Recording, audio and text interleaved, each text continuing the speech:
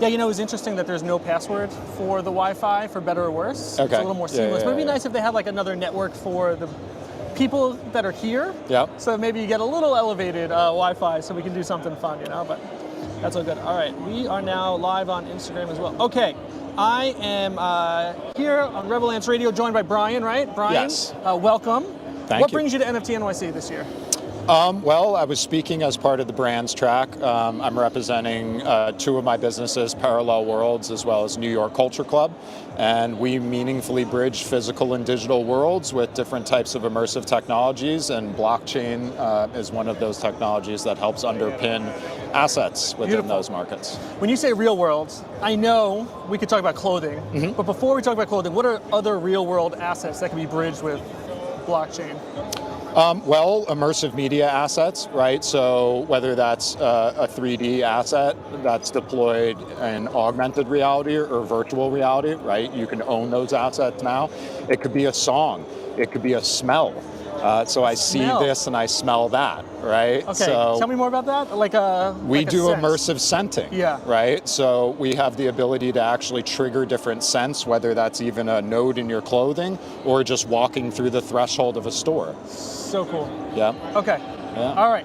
And so is clothing the main thing? Is that the easiest for people to understand? Yes, New York Culture Club tech enables clothing to allow for different types of experiences like that. And are you the first to market with this sort of thing? Have you learned from some prior people who didn't do a good job? Yeah, no, we're definitely not the first to market. In fact, people have been putting microelectronics, not necessarily linking it to blockchain, but putting microelectronics in things for over, 30, 40 years as far as like basic retail. Right. Embedding them in the garments themselves back about 15 years actually, almost 20 years now. Linking it to blockchain about 14, 13 years ago. That long ago? For blockchain? Wow. Yes, over in Japan there was a company who led the way on a lot of this, and but yeah, there's others out there, a few. That's interesting. My first experience, I think, with putting some sort of tag in clothing was I work in the hotel industry. Yeah. And the way of scanning uniforms to see, how many go out, how many come back in. That's interesting that you say that. Okay. So the most robust forms of tags are those more industrial type tags they go through washing, that have used in uniforms. Yeah. So I was in the military, so I know the crossover here of identifying particular uniforms with individuals. Yeah. And this is an excellent way to do it. And those are the most robust tags because they go through washing so much. Yeah, very interesting. Okay, and what makes your company different than others who might be doing it? Yeah, so the tag is really just a paintbrush. So to really cut it down, it's mainly radio frequency identification technology, right? RFID. Yeah. And NFC, near field communications, is typically the one we're applying in different types of consumer-based products in fashion and apparel. We paint a little differently with that brush, so to speak, right? So that's the paintbrush. Software and firmware that's linked to that hardware is the way you really illuminate that picture and get to be creative.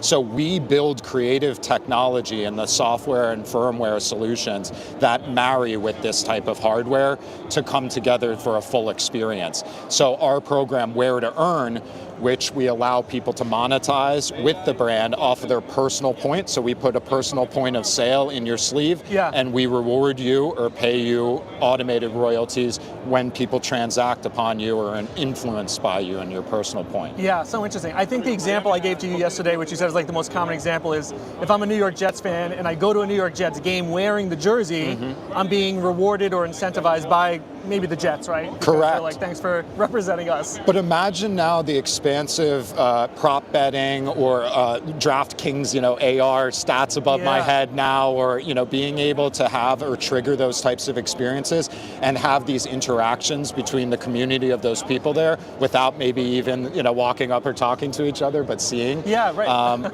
Yeah. So there's many different ways you could use this. And for the people out there, the skeptics who might say, you're tracking where I'm going, you put chips in my clothing, why would I let you do that? Yeah. What are some of the common rebuttals to that to kind of chill them chill them down a little bit. Yeah, that's a really great one. A lot of people ask this, and it's a good question. Number one, we aren't necessarily beaconing your location, right? So that is the difference between passive and active, right? So this is passive. Correct. Passive needs to be interacted with a transmitter or something that powers it, so to speak, because it doesn't have a battery cell. So number one, we're not necessarily tracking you. It's more like if you tap pay somewhere, we can know that you're at that 7-Eleven, right? So if somebody interacts with you, that's the type of data and information that basically we're collecting, is where was this interacted at, or where was that point of interaction? And that information we do not share with third parties, number one, as our brand. So we have a data and privacy policy of retaining that information. If we're using that information to our brand's advantage, we are very transparent with you on how we're doing that, and we are creating traditional sources of opting into that. So we don't force you into it. We try to be very transparent about why you're sharing that information, and we try to also create that value proposition. So if you're sharing your location, at that moment, maybe we're paying you an automated royalty. So, listen, if that's the trade-off and that's what you're into, cool. Yeah. Is this topic, is this product for only crypto-minded people? Like, how do you bridge this conversation to someone who doesn't know anything about blockchain? Yeah. What's the pitch there to kind of not intimidate them by the process? Yeah, so it doesn't have to be blockchain oriented at all. In fact, the Where to Earn program that's linked to this right now is swaps. So it's just coins, right? So we've created this program so we can adapt it to lower age, academic based kind of programs and rewards and things. So kids who wouldn't traditionally have a bank account. So we've done things very much off chain as well. Chain is the best way to transparently and automate a lot of these processes, right? So we do believe it is the way things, are moving.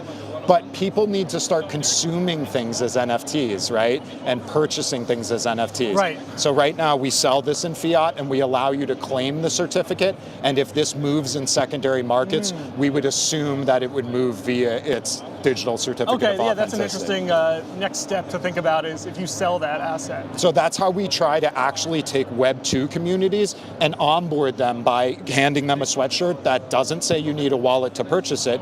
It's the receipt. Right? And then I can better understand that my digital certificate of authenticity is just a better way of identifying what this is, where it is, who it's with, who owns it, right?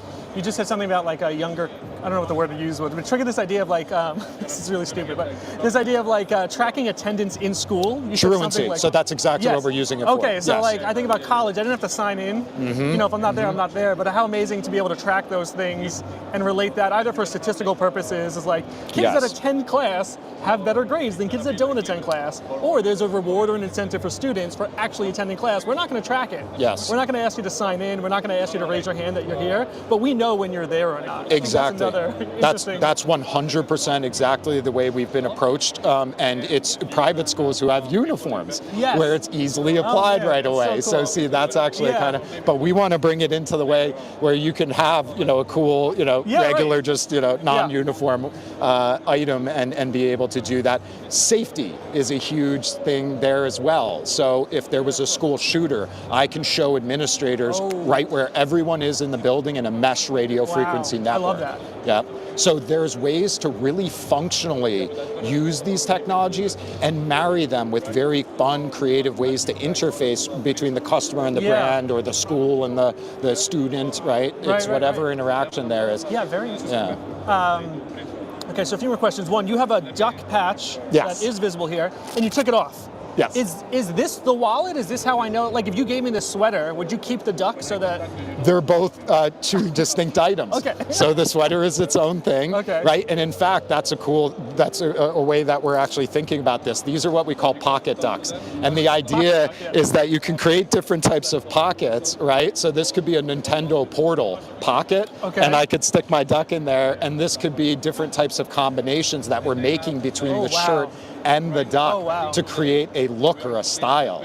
So that's where we talk about prosumerism or producer consumerism, where we are just really unleashing a lot of art or culture or creativity out into the wild, and we want to see how others interact with it, play with it, and make their own combinations and express themselves. That's so cool. So the duck is distinct and it has its own token, and then the shirt has its own token in the sleeve. And like, what's an obstacle that you're facing that like we're not quite there yet to make this thing happen, but maybe in 2-3 years we will, and this will be like a game changer for this idea, this industry? Yeah, I think that this is where artists normally sit, is we set the trend. And so I've been a musician since age 7. I traveled from a very young age playing music. I've been very comfortable with creating and not necessarily getting something immediately back for it, right? Like I had a scholarship for playing music, but like beyond that, I played in the New York scene. I sold out major clubs in New York, and you didn't make much money. Okay, in fact, I didn't really walk with anything most of the time because it just went back into the band. So I became comfortable kind of leading the charge and kind of inventing new fun ways of doing things. I love that. I love sitting there, and you need extraordinary patience, and I guess I have muscle memory, which like creates that patience for me. But yeah, it's tough because you have to be willing to just have people like yourself who will give us a chance to talk about these things. So I very much appreciate like this opportunity, because it's moments like this where we get to reach more people and have that light bulb go off and say, I didn't think about it that way. And then my goal is to actually just empower others to take this and do something really wildly creative for themselves. Yeah, it's so cool. It's such an interesting thing. Like I mentioned to you yesterday, is like this was one of the first use cases of NFTs that I heard about, but hadn't seen it really like in action yet. It makes it physical. Right. That's the best part about this, I think, is it makes it tangible. Right? So I can put a sweatshirt in your hands and I can tell you there's a digital certificate, and you really can't deny that. And whether you want to accept it or not, that's fine. But if I make that sweatshirt valuable, which I think is my job to kind of create good art that's valuable, then you're going to get maybe 12 months down the line or 24 months down the line and wish you had claimed that certificate and hope it's still there. Right? Yeah. And from a costing perspective, not to like tell me the dollar amount of a thing, but for me to say, hey, I'm an NFT brand, right? Rebel Ants. We want to buy a sweater and we want to put this sort of technology. I mean, how much more, like just multiplier wise, are we talking the costing of this would be from just me making a sweater that says Rebel Ants, but now integrating something like this? Is this intended for a higher tier project? Yeah, it's an excellent question. No, not at all. The microchips actually per unit, right? The cost per unit has come down so much. What I would say is that software or firmware that you're marrying with it, that's more of the upfront investment, right? So you're investing in whatever that is to customize that, or we do have off-the-shelf licensable products like the Where to Earn system. So you could engage one of our products and white label it for others, or you could custom build something with us, right? Which is fairly easy to build a web-based application for, somewhere between $15,000 and $20,000, maybe a very robust platform with decentralized finance features and other things, pairing physical and digital, and then you launch that per unit's under $1. Wow. So you could easily put a chip in things at scale way under $1. Some really interesting topics, things to consider that I have not thought about in this space before, so thank you for kind of enlightening us. And now even thinking about the name of your company, Parallel Worlds, I imagine this is the physical and digital world that are parallel. Is that kind of the idea? Correct. I mean, what people I think are going to come to realize is that we're distorting space and time. Right? Like I could have deployed an augmented reality digital twin of me to have this conversation with you powered by AI, right? And if I was constantly training that AI companion, which I believe is where we're going, right? We will have a trained companion that coaches us on our health, coaches us on when to be to an interview, all sorts of stuff, right? It's just presenting information in new ways that are more immersive, and that's actually how our brains perform the process of consolidation or long-term learning. And so cool. Brian, thank you so much for stopping by. Where can people find you, your company? What do you want them to do? Yeah, thank you. So nycultureclub.com. On Twitter, we're at Culture is Code. Culture is Code. Culture is Code.